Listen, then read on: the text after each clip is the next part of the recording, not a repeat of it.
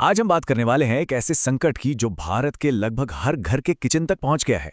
ये है LPG cylinder का संकट। चारों तरफ लंबी लंबी लाइनें हैं, हाहाकार मचा है।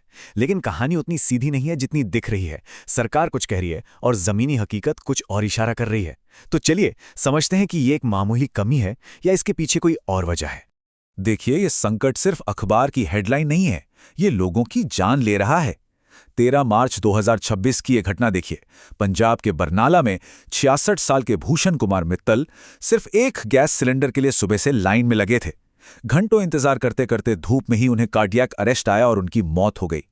ये एक घटना इस संकट की गहराई बताने के लिए काफी है। और यहीं पर सबसे बड़ा और उलझाने वाला सवाल खड़ा होता है।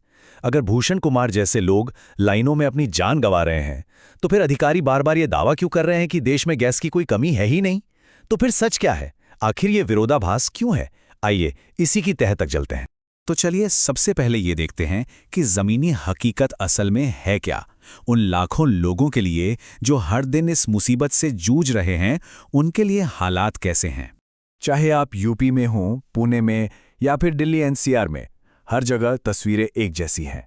एक एक सिलेंडर के लिए सैकड़ों लोगों की मीलों लंबी लाइनें। हालत यह है कि ऑनलाइन बुकिंग सिस्टम पूरी तरह से बैठ चुके हैं। हताशा का आलम यह है कि लोग सिलेंडरों से भरे ट्रकों के आगे लेट रहे हैं ताकि उन्हें एक सिलेंडर मिल जाए। और इसका असर सिर्फ घरों पर नहीं है। बड़े शहरों में 20 से 30% रेस्टोरेंट बंद हो गए हैं। फूड डिलीवरी के ऑर्डर आधे से भी कम हो गए हैं। और तो और अब तो सिलेंडर की चोरियां भी होने लगी हैं। और जब किसी चीज की ऐसी किल्लत होती है तो शुरू होता है काला बाजारी का खेल। जो सिलेंडर सरकार लगभग 900 रुपए में दे रही है, वही सिलेंडर ब्लैक मार्केट में 6000 रुपए तक का बिक रहा है। आप सोचिए, 6 गुना से भी ज्यादा कीमत। ये दिखाता है कि लोगों में कितनी ज्यादा घबराहट और बेबसी है। तो अब सवाल यह है कि अचानक ऐसा क्या हो गया? देश में गैस की सप्लाई पर अचानक ये ब्रेक कैसे लग गया? इसका जवाब यहां से हजारों किलोमीटर दूर एक जियोपॉलिटिकल टेंशन में छिपा है, जिसने भारत के गैस का नल एक तरह से बंद ही कर दिया। इस चार्ट को देखिए, ये भारत की एक बहुत बड़ी कमजोरी को दिखाता है। हम अपने जरूरत का सिर्फ 40% एलपीजी ही देश में बनाते हैं, बाकी का 60% हम बाहर से मंगाते हैं। और इस 60% का भी एक बहुत बड़ा हिस्सा, मतलब देश की कुल सप्लाई का 54% सिर्फ एक ही रास्ते से आता है, स्ट्रेट ऑफ हॉर्मुज से। और बस संकट का ट्रिगर पॉइंट यही था। जैसे ही अमेरिका के नेतृत्व में ईरान पर हमला हुआ, ईरान ने जवाबी कार्रवाई में स्ट्रेट ऑफ हॉर्मुज का रास्ता बंद कर दिया। और इस एक कदम ने भारत की एलपीजी सप्लाई की लाइफलाइन ही काट दी। और देखते ही देखते पूरे देश में केओस मच गया। लेकिन सबसे ज्यादा हैरान और परेशान करने वाली बात तो यह है कि हमारे पास कोई बैकअप प्लान था ही नहीं। भारत के पास मुश्किल वक्त के लिए एलपीजी का कोई बड़ा स्ट्रैटेजिक रिजर्व नहीं है। हमारे पास जो थोड़ा बहुत रिजर्व है, वो पूरे देश की जरूरत को 48 घंटे भी नहीं चला सकता। मतलब हमारा सिस्टम जहाज से चूल्हे वाला है। जैसे ही बाहर से सप्लाई रुकी, यहां संकट शुरू हो गया। तो अब इस पूरे संकट को लेकर दो अलग अलग नैरेटिव चल रहे हैं। सरकार कह रही है कि ये सब लोगों के पैनिक बाइंग की वजह से हो रहा है।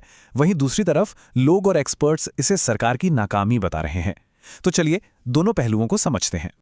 ये टेबल देखिए, ये विरोधाभास को बिल्कुल साफ कर देती है। एक तरफ सरकार का दावा है कि कोई कमी नहीं है, ये बस पैनिक बाइंग है। लेकिन दूसरी तरफ सरकार खुद क्या कर रही है? घरेलू सिलेंडर के दाम बढ़ा दिए हैं। बुकिंग के बाद सिलेंडर मिलने में 25 से 45 दिन का गैप डाल दिया है। और होटलों रेस्टोरों की कमर्शियल सप्लाई में तो 80% की कटौती कर दी है। तो सवाल सीधा है, अगर सब कुछ नॉर्मल है तो फिर ये इमरजेंसी वाले कदम क्यों उठाए जा रहे हैं? सोर्स का तर्क इससे भी एक कदम आगे है। उसका कहना है कि ये सिर्फ एक सप्लाई की प्रॉब्लम नहीं है, बल्कि ये दूरदर्शिता की विफलता है। मतलब जियोपॉलिटिकल एक्सपर्ट्स महीनों पहले से इस जंग के खतरे की चेतावनी दे रहे थे। लेकिन इस आने वाले खतरे को देखते हुए भी ना तो सप्लाई के लिए नए रास्ते खोजे गए और ना ही देश में कोई इमरजेंसी रिजर्व बनाने पर काम हुआ। अब आते हैं उस सवाल पर जो हम सब के मन में है कि यह संकट आखिर खत्म कब होगा? हमें कब तक इन लाइनों में लगना पड़ेगा? देखिए, जल्दी समाधान के लिए 3 ही रास्ते दिखते हैं, लेकिन तीनों ही बहुत मुश्किल हैं। पहला कि ईरान में तुरंत युद्ध विराम हो जाए। दूसरा कि कोई दूसरा देश अचानक आकर हमारी सारी कमी पूरी कर दे। और तीसरा कि बिना शांति समझौते के ही स्ट्रेट ऑफ हॉर्मुज का रास्ता खोल दिया जाए। फिलहाल के हालात देखकर इन तीनों में से किसी के भी जल्द होने की उम्मीद न के बराबर है। तो असलियत यही है कि संकट से पूरी तरह बाहर निकलने में अभी कम से कम 4 से 8 हफ्ते और लग सकते हैं। और ये भी तब होगा जब जियोपॉलिटिकल हालात थोड़े सुधरने शुरू होंगे। मतलब इंतजार अभी लंबा है। तो आखिर में बात करते हैं कि इस मुश्किल घड़ी में हम क्या कर सकते हैं और ये पूरा संकट हमें एक देश के तौर पर क्या सिखाता है। देखिए, हम कुछ व्यावहारिक कदम उठा सकते हैं। अगर आपके घर में बिजली की सप्लाई अच्छी है तो इंडक्शन कुकर एक अच्छा विकल्प हो सकता है। अगर आपके इलाके में पाइप नेचुरल गैस यानी पीएनजी की लाइन है तो उसके कनेक्शन के लिए अप्लाई कर दें। कहीं कालाबाजारी हो रही है तो उसकी शिकायत नेशनल कंज्यूमर हेल्पलाइन पर जरूर करें। और सबसे जरूरी बात, प्लीज घबराकर अतिरिक्त सिलेंडर जमा करने की कोशिश ना करें। इससे सिस्टम पर दबाव और बढ़ता है और जरूरतमंद लोगों को सिलेंडर नहीं मिल पाता। लेकिन इस पूरे संकट का जो सबसे दर्दनाक पहलू है वो हमारे गांवों में दिख रहा है। जिन लाखों महिलाओं को सालों की मेहनत के बाद लकड़ी और उपले के जहरीले धुएं से मुक्ति मिली थी, उनमें से कई आज फिर से उन्हीं मिट्टी के चूल्हों पर खाना बनाने को मजबूर हो गई हैं। इस संकट की असली और सबसे भारी कीमत शायद वही चुका रही हैं। और आखिर में मैं बस एक सवाल के साथ आपको छोड़ना चाहता हूं।